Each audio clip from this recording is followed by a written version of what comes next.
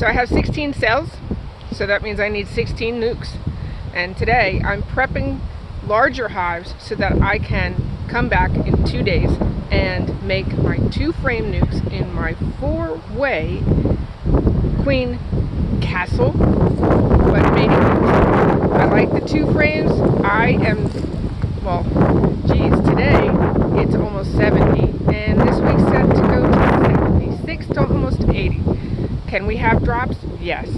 And that's why I like the 4-way with the 2-frame each, because even if I get a drop, those 4 nukes kind of share the heat. It's not 2 in a single box. I've seen 2-frame nuke boxes. That wouldn't work if you're set to have a drop in temperature. So what I set up is I have a full colony. I go in and I find 1 frame of brood, hopefully a mix of open and capped, and then I get a frame of some sort of feed, honey and nectar, honey, nectar, pollen. That should do enough for the 10 days it takes for a queen to fly and come back mated. So this is what we're going to do today.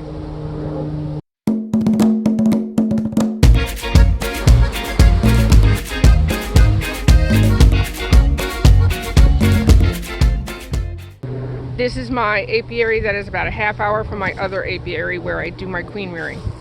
That way I just load them and go. There's no drift, there's no crazy, should I confine, should I not? I confine them for the trip down, open them right up. The very next day I go in and I put in a queen cell. They have been, by the time I put in a queen cell, they'll be queenless for 24 hours and should be just fine. This is my fields up at the blueberries. I don't know if you can see back there, but that's blueberry fields. And it's pretty much more country than even where my queens are, even though I have a residential area off to the west there.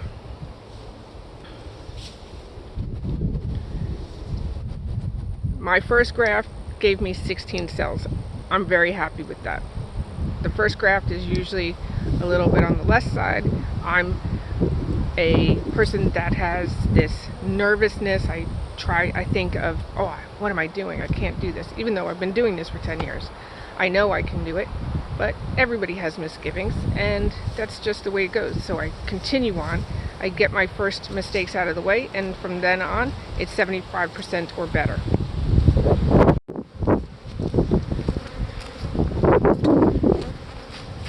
This is the finding of absolute worker comb that's not messed up through the storage process or being drone comb, so that every time I take a frame of capped brood, we can definitely replace it with an open frame of worker comb. That's one of the important reasons to try to store your comb in such a way with the light through it that the wax moth doesn't get to it, a turtle doesn't eat it, the raccoons don't get to it, whatever the problems may be. So store your comb, and then you can either clean out the rest that's crap or use it in the honey production, which is sometimes what I use my drone comb for.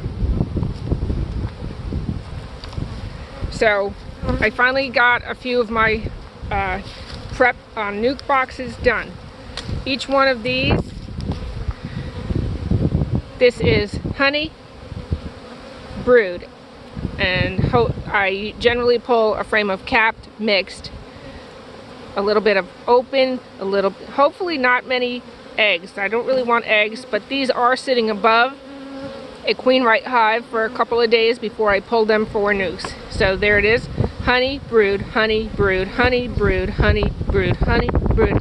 And so that makes it easy when we come up, we can pull 2 frames, and of course we always double check just in case, you know, we miss something or someone like a queen may have managed to evade our search. This particular box is going to go back on top of this hive, which is a rather strong hive. She's in 3 mediums.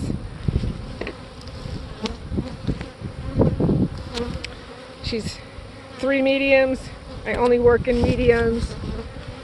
I still have plenty of even, let's see, maple pollen coming in. I saw the green gray, that green gray. So we put the excluder down.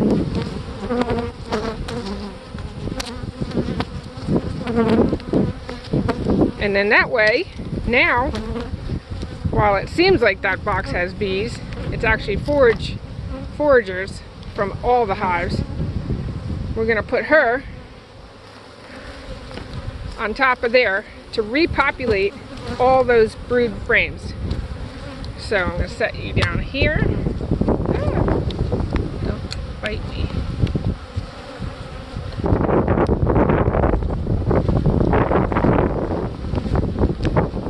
Very windy today.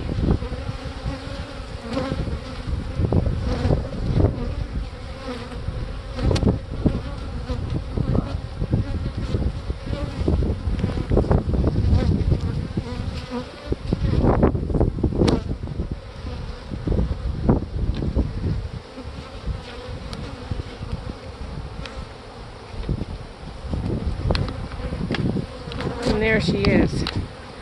She's ready to be pulled. Definitely in 24 hours there'll be much more bees up top, and she'll be ready to go into her 4-way. Before I close her up, I will give her a bag of sugar syrup.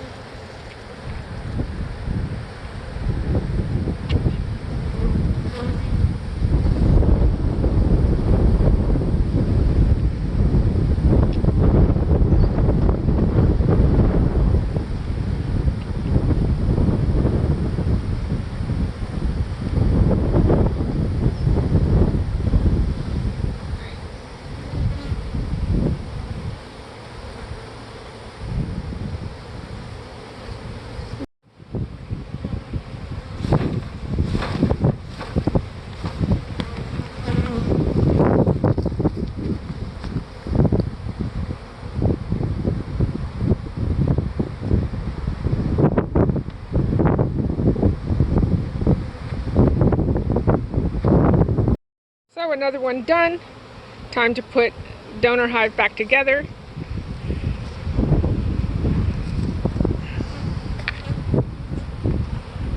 She's got plenty of bees to donate.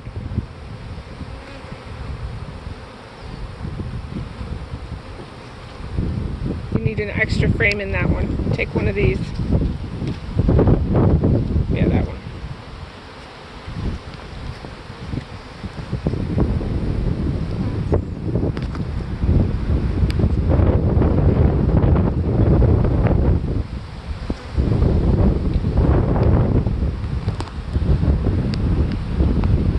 You need a queen excluder, which is right over there.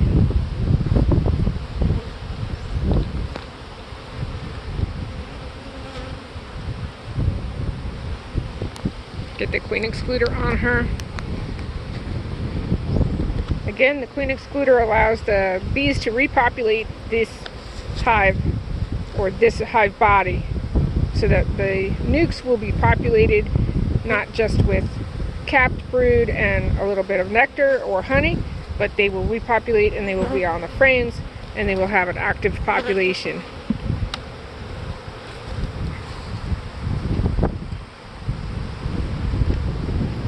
And now we will feed them and come back in 2 days.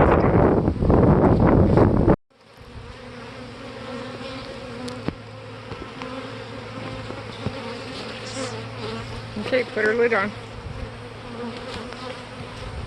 Those 2 frames go to the other hive.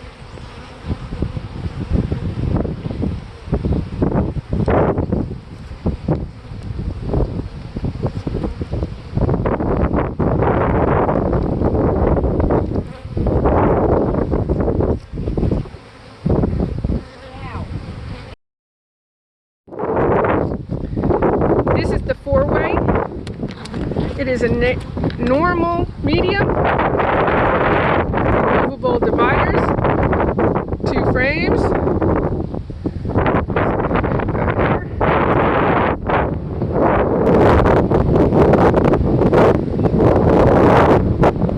frames, 2 frames, 2 frames.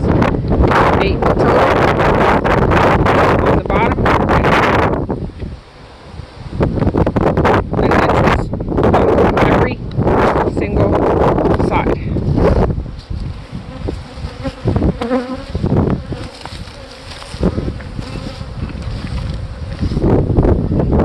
And this particular one does have ventilation. I only close them because as I work, I don't want anyone flying home and depleting my population. And this comes off as soon as I get to the next yard. If I was going to leave them here, I probably would leave them shut for 3 days.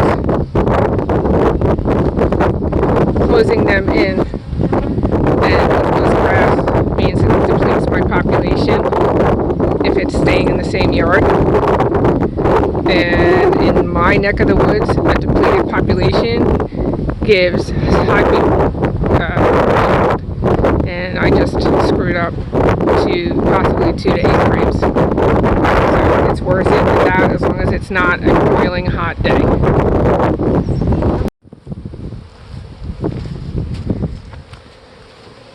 Here is the queen excluder.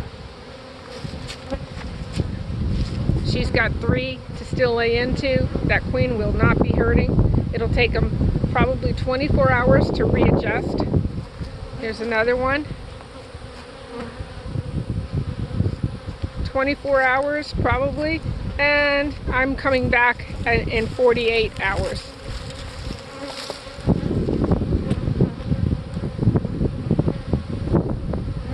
Cells will then go in, and by Saturday, this is Tuesday, on Thursday they make nukes, on Friday cells go in, and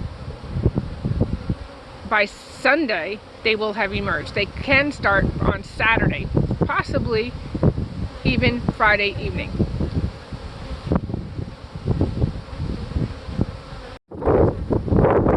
Okay, so I made, well, with help, we made 4 mediums of possible nuke material. The assets of the hives were joined up, and I have a possible, since I did 4 hives, or 4 mediums, and I'm only using 2 frames for a nuke, that is a possible of 20 nukes.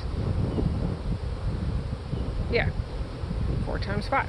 I will get 5 nukes out of each. So the extras I will either rejoin with some small hive and boost that or equalize it and move on.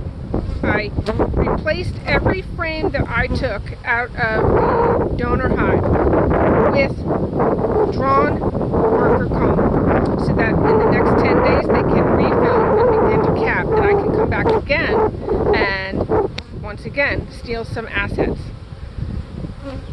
It doesn't really put a hindrance on honey production because these girls are moving right now.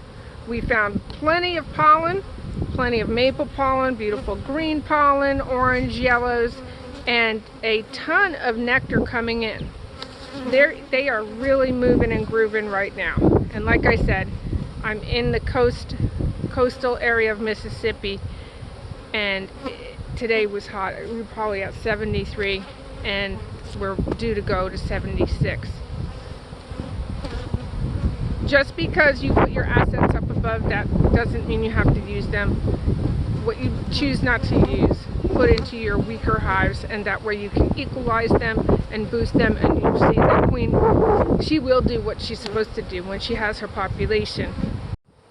Queen rearing is an experience. It's exciting. It takes planning. It takes, you can't just plan. You can't put these girls up there and then not come back and get them. Then it'll just turn into a honey super. It's a waste of assets.